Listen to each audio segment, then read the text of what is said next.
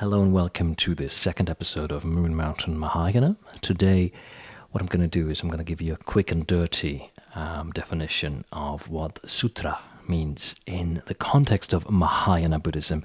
Now, I'm not going to offer a Buddhism or Mahayana Buddhism 101 course, but since I guess in the future some people might still watch some of my videos, and some of those people might be complete beginners when it comes to this topic, it may make sense to create at least maybe a dozen shorter videos that very briefly and in a very generalizing way introduce some of the Sanskrit terms, because of course nobody should be expected to have to learn a completely new language to understand the basics of any religious tradition, but ultimately one may have to wrestle with at least a couple of dozen terms because you or one will meet them again and again. So since Mahayana Buddhism is basically impossible without some of the main sources, which would be the sutras.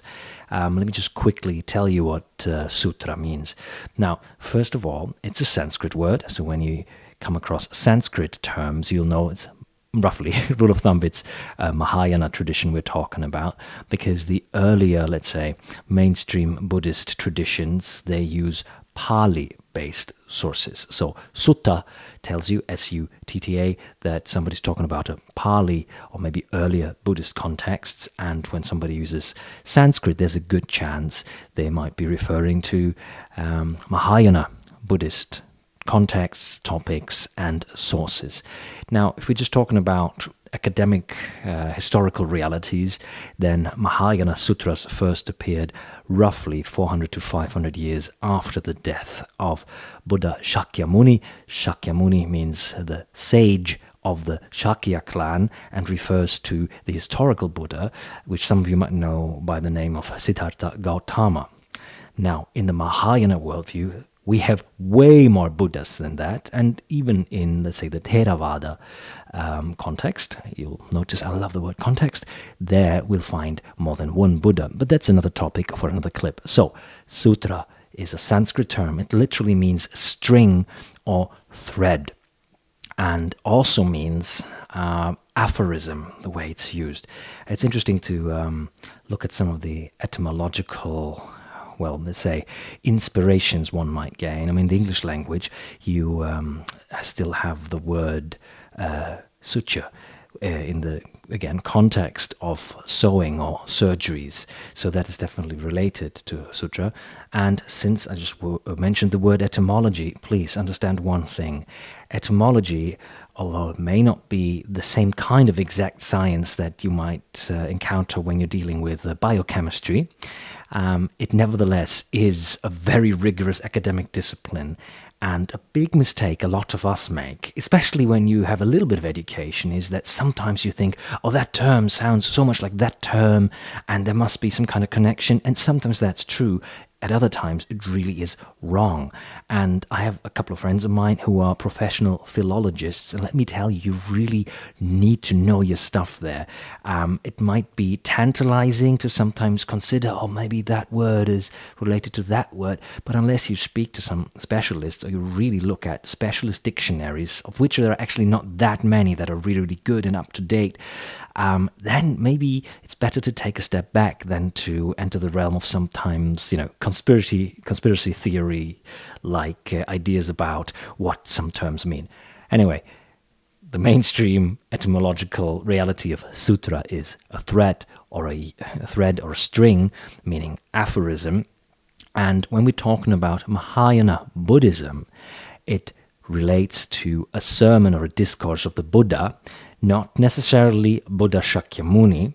And of course, there's a lot of texts that may have been, maybe apocryphal, meaning that even if we're being very generous with which texts we think may actually may have been spoken by the historical Buddha, even then we say, no, this was actually written, maybe there's some evidence, something was written 700 years later after his death, somewhere in China, somewhere in Korea, or wherever.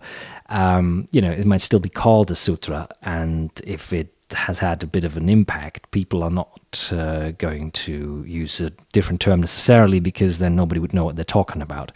So, sutra is mainly a discourse of the Buddha in the Hindu context. And please don't get me started on what a problematic term Hinduism is. Not because the religious traditions are problematic as such, but the term. In any case, I'm just talking about the Mahayana context, because the word sutra in Sanskrit in a Hindu context means something very similar, but not exactly the same. So just when you encounter some other writings from the Indian subcontinent, then you might think, wait a second, this in the title it says something about sutra, but it's not about the Buddha. So I'm just talking about Mahayana Buddhism here. It's also interesting to think that in English you still say, a sailor's yarn when they tell a story. So this idea of strings, threads, storytelling seems to be pretty ancient indeed. Now, usually, and this is why I'm bringing this sutra topic up, usually there are some features that almost not all Mahayana sutras have, but that most of them have, or a lot of them have. For example, right at the beginning there usually is a description of the setting, the nidana, which tells you, the Buddha was at a certain place and who was with him. It is a bit reminiscent of when you have traditional theater play, and then you have the different characters being introduced, right before the actual text begins.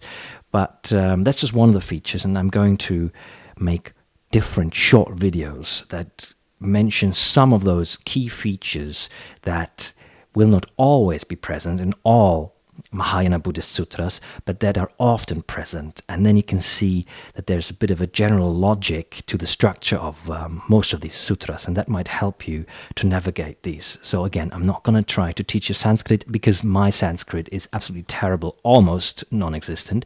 So please bear with me when I introduce you to some of the key terms that will make it easier later for me to just, reference them in a way that is not going to force me to then explain them, because then I can just suggest you watch this video. And of course, if you're already an advanced student or practitioner or teacher of any of these traditions, you may not even want to watch these short clips, and you don't have to. I'm not aiming for grand advertising money here on YouTube, but you never know.